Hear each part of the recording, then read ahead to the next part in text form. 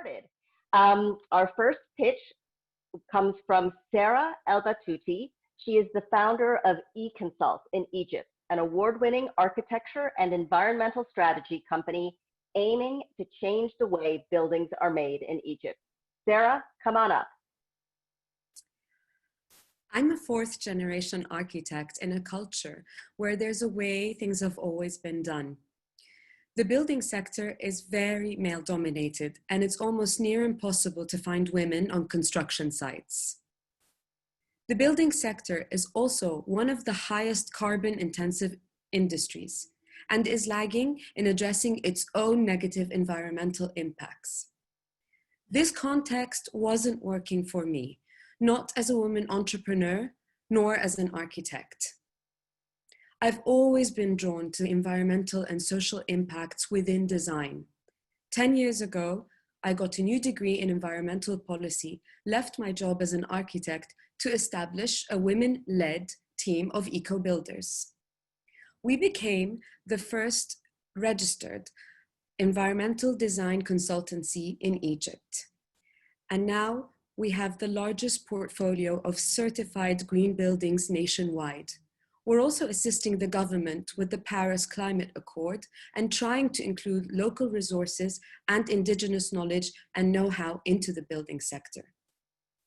The reality is we need more buildings in cities to house growing populations set to double by 2050, who will face climate stresses and also migration due to depletion of resources.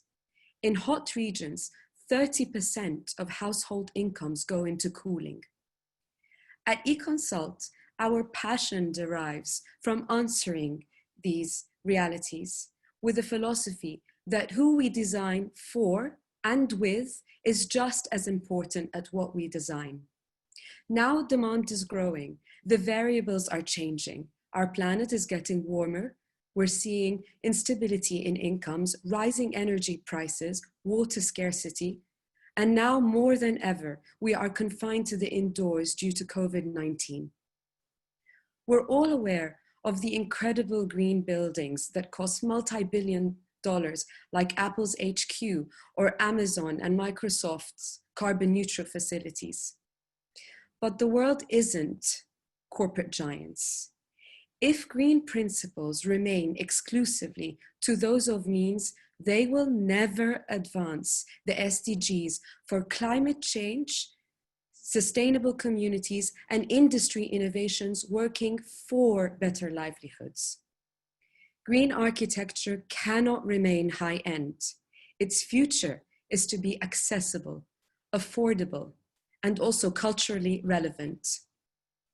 At ECOnsult, we want to make climate change an integral part of architecture and product design education. And finally, we want to celebrate real-world projects, forwarding and benefiting people's quality of life, being celebrated for equity and not just engineering excellence and design aesthetic. The way things have always been done often fails to address the urgency of the moment. I think it's time we do things differently. Thank you. Thank you so much, Sarah. I forgot to mention at the beginning, we only have time for about 2 to 3 minutes worth of questions for each of the awardees. So if you have a question, experts, go ahead and unmute yourself. I see Catherine does. And please try to keep your questions and the answers short. Catherine, I'll let you go first. Hi there. Thanks, Sarah, for your comments. You touched on the notion of bringing affordability to green design. Can you say just a little bit more about the approaches your company uses to do that? Great question. Thank you for that. The first thing is the cultural relevance part. We need to localize and stop borrowing ideas and design ideas. We need to see what works for us, for our climates, use local labor, local materials, and engage with indigenous communities. That way we do two things. We reduce the costs and transaction costs, and we also reduce the adaptation that we have to go through as architects borrowing ideas. Thank you. Suzanne, you had the question. Hi, thanks, Stephanie. Yeah, my question is around talent. And as these are new principles and skills that people are learning? How are you training people, and are you finding good local talent? It's very difficult to find good local talent. That's why, because the architecture curriculums themselves do not really focus very much on climate change. It's as if you're taking two different identities.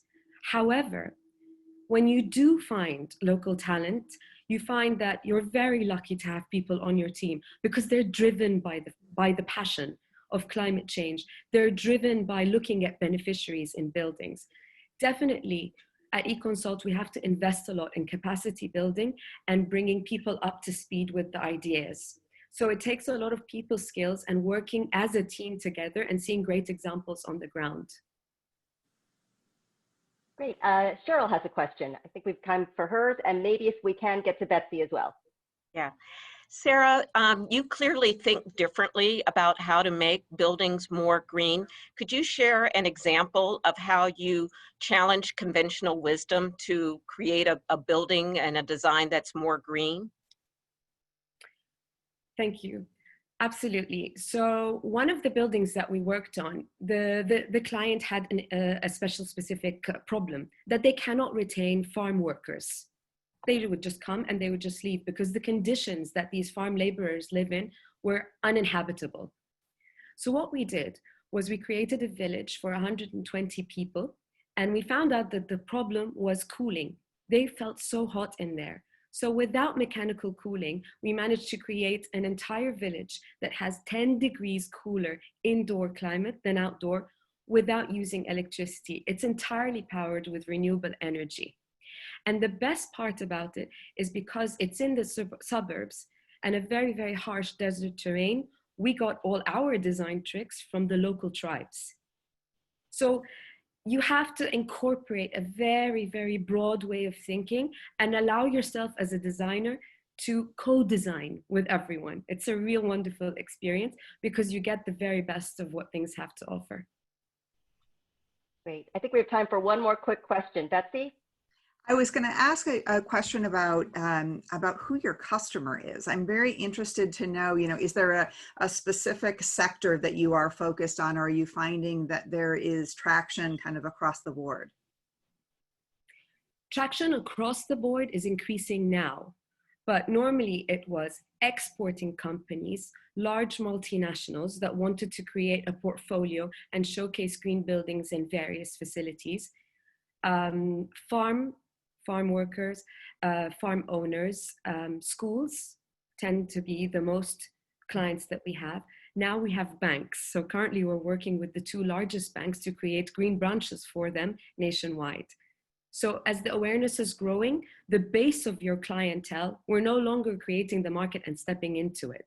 We're now having walk-in clients that are searching for more meaning and depth with their assets. And going green is also financially viable. So the spectrum is broadening, definitely. Outstanding. Thank you so much, Sarah.